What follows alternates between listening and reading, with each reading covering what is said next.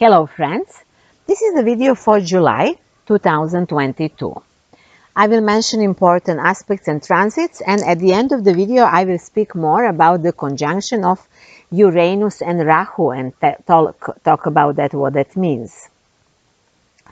A full moon is going to be on the 13th of July. It will be in Capricorn, and then it will be at the 28th of July, new moon in Leo. From the important transits, let's mention that the Sun is in Cancer, better to say Crab. Sometimes I will say Cancer, sometimes I will say Crab. This is the same astrological sign. So the Sun will be in Crab until the 22nd, and then it's in Leo. Mercury will be until the 5th in Gemini, until the 19th in Crab, and then will be in Leo. Venus will be in Gemini until the 18th, then will be in Crab. Mars will be until the 5th in Aries, then in Taurus. Jupiter is in Aries, and from the 29th will be retrograde. Saturn, Uranus, and Pluto are retrograde already, and Uranus will be from the 8th of July at the 18th degree of Taurus, which is going to be the degree of the important conjunction that we are expecting to come. Here is just after the storm, so it's a little bit cold. So this month begins with challenging events, namely July 1st is the square between Mars and Pluto. These aspects represent cruel struggle for power, but fortunately it does not last long. Aries, Scorpio and Capricorns will feel the tension the most. Further, from July the 2nd to the 9th, Mercury makes a lot of aspects. Generally, this month, Mercury will be very much aspected, especially many aspects while it is in the sign of Crab. And this is the sign which will emphasize emotional perception. So all of those days, our experience of the world will be very deep and maybe confusing from the point of rational mind. But for emotions themselves, there is nothing to be confused about. The most emotional day in July is July 18, when Mercury in the sign of Crab will make the opposition to the planet Pluto. On that day, fear also appears as the dominant feeling. By the way, while the Mercury is in Crab, and that is, as we said, until July 19, family issues are emphasized, and that is often a good period for family meetings, for family trips and lunches and so on. And as it is often the case, such encounters and actions are emotional for many reasons. First of all, because with these close members of the family, we experience some sort of projections. As early as July 19, the Sun will be in opposition to Pluto. And this aspect is similar to the previous one. Every aspect with Pluto carries within it something mysterious, something that is hidden from us, or we hide something from others. The opposition of Mercury and the Sun to Pluto can symbolize hidden sensuality, but they can also mean invisible obstacles that man creates for himself. Even this aspect can represent self-destructive tendencies, which is strange a little bit. It's summer, it's nice, but yes, we can be self-destructive in any time. We mentioned that the planets in Cancer open up family issues, so I would like to briefly explain a few things here about family, but maybe I will leave that for later if I have time. We will see. Maybe I will even skip that. While the Sun will be in the sign of Crab, it will also make a sextile on the planet Uranus, and that will happen on July 13. It is a great aspect that can mean sudden success, which can elevate someone unexpectedly and thus give him great freedom and independence. At the mundane level, this combination may mean that the ruler, or those who rule the world, or who are like presidents or things like that, will make sudden decisions that will improve the situation regarding food and the prices of food and the prices of gas and other energy resources. So as you see, we are not only under the attack of those who are in power. Sometimes they make decisions that are good for all of us. Actually, there are people who have bad projects for us as a humanity, and there are those who are protecting us. It's good to know that. By the way, on July 16, the Sun and Mercury will meet at the same degree. When a planet is on the solar throne, or to say in the arms of the Sun, it is called Kazimi by Indians. It is a very nice aspect. That day will be the clearest meaning of Mercury in the sign of Crab. It will give the best of this transit. And generally is considered that this combination brings special historical knowledge, very good memory, and also popularity among close people. From the 19th, Mercury is in Leo, and from the 23rd, the Sun is also in Leo. Just on July 23rd, when the Sun enters the sign of Cancer, Mercury will make one of the happiest aspects. It will be a trine with Jupiter. I would say that July 23rd is the happiest day of the month. Days like this are often optimistic, regardless of the real state of affairs.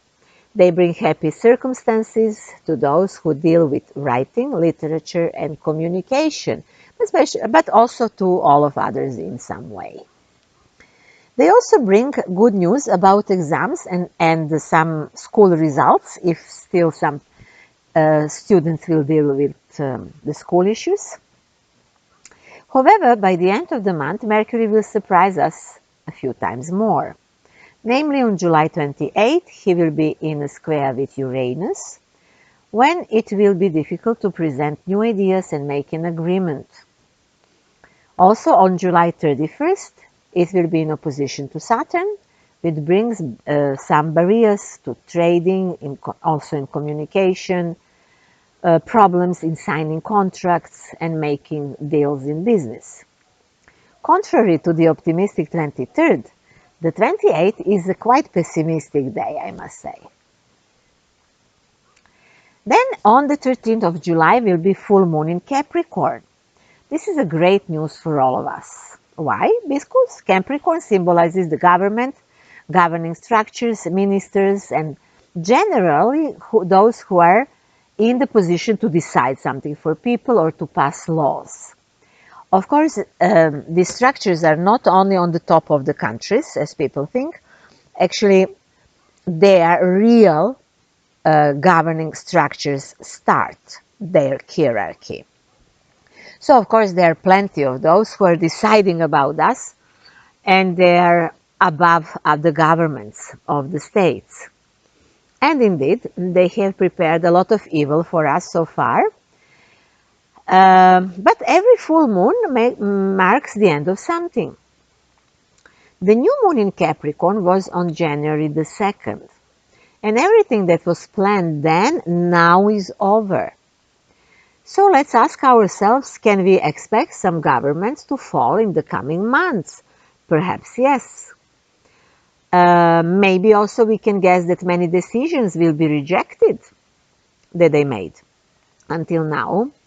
It will be very good so far if that happens, but this is a very weak symbolism for us to expect that the government will fall. We need some larger events on the celestial level to think about that. And we will have them. We will have bigger events. We will speak about that in a minute. This full moon occurs at the 21st degree of Capricorn. Therefore, it is in conjunction with Pluto, which is still in Capricorn. And it is also, this full moon, it will be in the conjunction with the Pluto in USA horoscope. So America has Pluto at the 27th degree of Capricorn. So it will be, United States will be under some sort of pressure with this full moon to end something. We talk about Pluto of America in many videos, that's why I'm not going to repeat that now. But you will most probably remember that America is going through a period of Pluto's return, which means that it will experience some kind of end and potentially transformation in the next few years. But first something has to die in order to be born again. And we will see if it will be born again. I guess that America will never again be that powerful as it was before. Actually, those years we see the end of American hegemony. Pluto represents power, big money, fear, death, and topics that are not for everyone. Scorpio people deal with those subjects, but many others are afraid. So I guess this is one of the series of symbols that signify the end of America's power, but let's wait and see what will happen in the months to come. During the full moon, Venus and Neptune are squared, which is not a good aspect for those who have unrealistic plans regarding money and investments, or who had unrealistic plans in the first half of the year. Now they will see the results. July 28th is the new moon in Leo. This new moon is bringing some changes and preparing us for some big turnaround. On the new moon day, Mercury will be squaring with the planets in Taurus, especially Uranus in Taurus is important, which at the end of the month and the first days of August bring not only a turnaround, but also some very maybe violent restrictions even in the world regarding destruction of biological life, or making troubles for people with food, potentially endanger property of individuals, trouble with gas and some raw materials and so on. So for the next 6 months, we need to fight for ourselves and not to let those lunatic people who have gained power over the world to carry out their crazy plans, which they call New World Order. So now some troubles are starting with this. I guess that their New World Order will not be established. There is no need to remind ourselves what they all want to implement on us. We know enough about that. However, this is not just a prelude for events in the next 6 months, but this new moon is actually preparing us for other events and a very big cycle, which will last about 18 years. So what this cycle is about? Let's see. Already at the end of July and the first 9 days of August, Uranus and Rahu, which is north node of the moon, and Indians call it Rahu.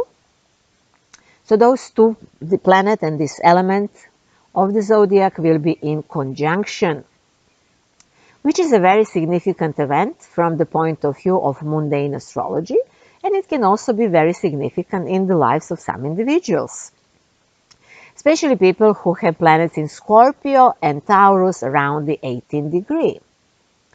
Even on August the 1st and the 2nd, Mars will be with them, which makes this significant and rare conjunction more dynamic.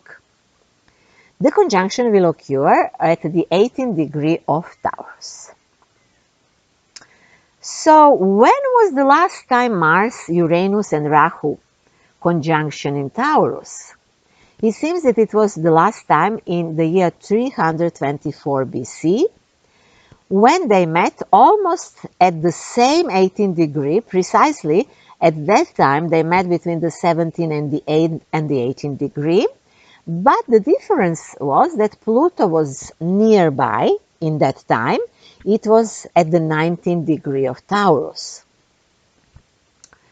When a person researches this period, like the 4th century before Jesus, he only finds events related to Alexander the Great and his conquest, because of course we do not know ancient history, as we do not know the later one as well. Everything is just like a fake story what they offer to us. We don't have real knowledge about history. So who knows what happened at that time? But it was certainly significant, a period in which large territories fell to a new power. So Alexander the Great took the territories and established some new territorial unit, let's say. And something very similar, or perhaps the same, will happen now, in this year or perhaps next year. That limited knowledge of history says a lot about our perception, our very narrow perception, let's say, and perhaps we need to know just that. I don't know what that actually means, why we don't know more. So, according to many, Alexander the Great was a great conqueror who expanded his territory to the east, but according to others, he was the one who fought fighting against Persia, against the old Vedic heritage and the old culture of our ancient ancestors. The bull was one of the greatest symbols of Indo-Europeans. Let's call them like that, because any other name could be provocative. So let's say these were old Indo-Europeans. So they were people who created Vedic tradition. That is why it is particularly significant that the ancient conjunction took place in the sign of the astrological Taurus, as well as the one that will take place in the year 2022. I believe that this conjunction will bring civilizational changes that will put things in their place, actually. Namely, the old connection will be established between all Indo-Europeans, again I use this term, or we can say between cultures that inherited ancient knowledge. I'm just hinting at this. Maybe I will have a chance to write something about this, but I don't know if it will be in English. As you know, I have more material in other languages. And of course, all this won't be simple, all this process, because as we can see, we are constantly following those 2 years or 3 years, two processes that run in parallel. One, in which the forces of darkness want to cheat people and to keep them under total control in domestic concentration camps, and the other, which talks about liberation of man and the discovery of new knowledge. Who will win depends on our level of awareness and our knowledge, and that is why it is so important that each of us works on that, as Jung would say, of that widening of the consciousness. Alexander the Great was considered, both him and his father, to be barbarian because they did not know Greek. So certainly he was not Greek. Who he was, we still don't know for sure. There are definitely different interpretations of that, what he did. According to some, as we said, he united even with the music peoples from the east and west in the old continent. And old continent is Europe with Asia. According to others, he destroyed the old heritage, or was used to present the destruction of old heritage. Let's leave it like that for now. But even if we don't go that far, and even if we follow only the conjunctions of Uranus and Rahu, nearly like in the last years, we will discover a lot. I did this discover. I work on these researches, and I work on these researches what was happening with this conjunction of Rahu and Uranus with my associate. And we understood that always when Rahu and Ketu conjunct, there were changes related to the constitution and statehood in Serbia, where I'm coming from, which actually influenced later on Balkan countries, or even the whole Europe, or even big part of the world. And you won't believe me, it turned out that this conjunction of Uranus and Rahu was very important, not only for Serbs and Balkan countries, but it was also very important for the other Slavic countries and other Asian nations. For example, in the year 1991, the Soviet Union collapsed when the conjunction of Rahu and Uranus happened in the sign of Capricorn. Capricorn is, of course, always about politics.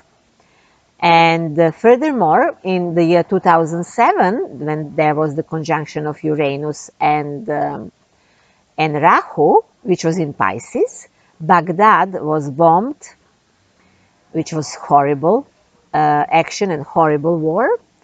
And usually bad things happen, I must say, with the conjunction, or sudden or very disruptive things are happening with the conjunction of Uranus and Rahu. But also it's interesting that when we met in Pisces in the year 2007, the iPhone was introduced.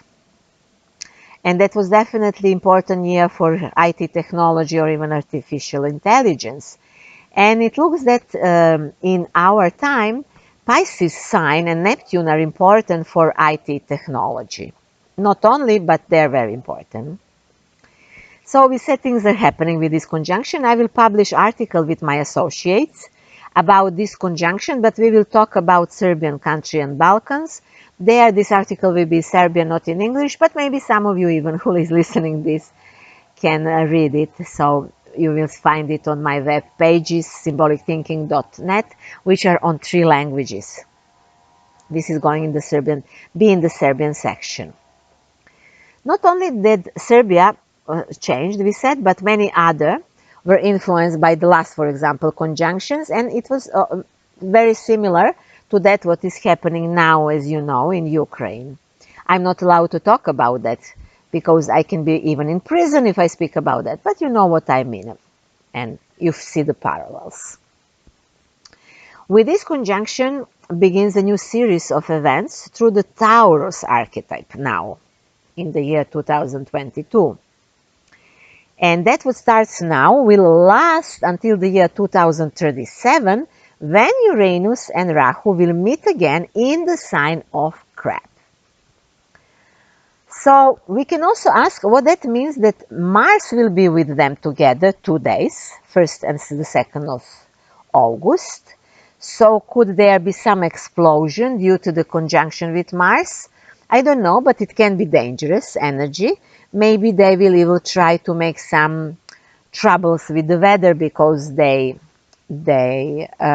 change weather as they want, and they speak about climate changes because they want to use it for their agenda. So perhaps things like that can also happen. Hopefully not. The 18th degree of Taurus, where those 2 elements will meet, this 18th degree is quite passive. But we all know that the bull is very strong animal and can roar, which rarely happens, but when it does, it shakes everything around. So we'll see.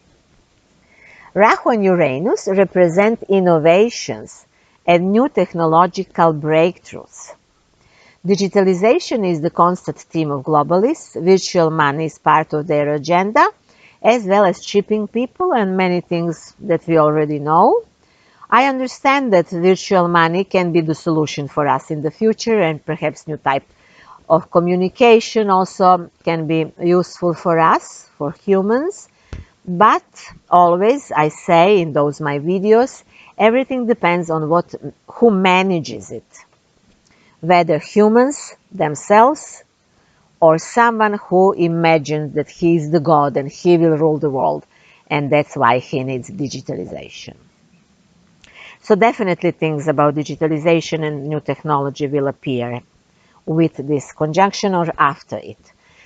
We do not react immediately on this event. Sometimes 6 months or a year later we can react. So we will see either until the end of the year 2022 or the first half of the 2023. There will be definitely huge changes, and many countries will change their borders and they will have new constitutions, not only Serbia and Balkan countries, but other, we said, Asian and Slavic people countries mainly. This conjunction in Taurus is quite problematic because Taurus is not a sign of innovation. It is characterized by the traditional attitude towards life. So both Uranus and Rahu can be destructive here because they bring technological innovation, and Taurus does not know what to do with that. But let's hope for the best. Let's especially hope that this event will mean a sudden awakening of the consciousness of those who have been asleep until now and did not realize that it is time to fight for our real values. Taurus represents values. Although they do not understand, huge changes are ahead of us, which will soon be clear to everyone. And that's all for now.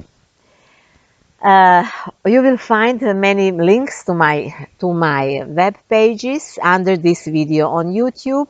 You will see there some recommended videos that are on YouTube. I use other platforms also, not just YouTube and Facebook. I use Telegram, and there I created the group with the name Symbolic Thinking to Mrs., which is my name. So you can find me there or at the contact. But still, I'm doing my main job here on YouTube. Even if the censorship is quite strong, I'm still here. Maybe I will always be at YouTube and nothing will happen. But if something happens, you will also find information about me and my videos at my web pages, symbolicthinking.net. Feel free to schedule personal consultations with me. Just please take into account that I'm not dealing with the classical astrology. I'm involved in personal development, or it is better to say in self-knowledge, in astrological psychology and spiritual astrology. So I do not say to people what will happen to them because I don't believe it's possible, or it is possible in a limiting way. I believe that anybody can realize in many ways, and everything actually depends on our level of consciousness. This is what is deciding about that, how we will use certain transits and aspects.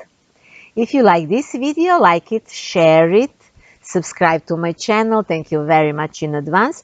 I hope you enjoyed the sunset, which happened to be now. I wish you happiness and joy, and be ready for surprises.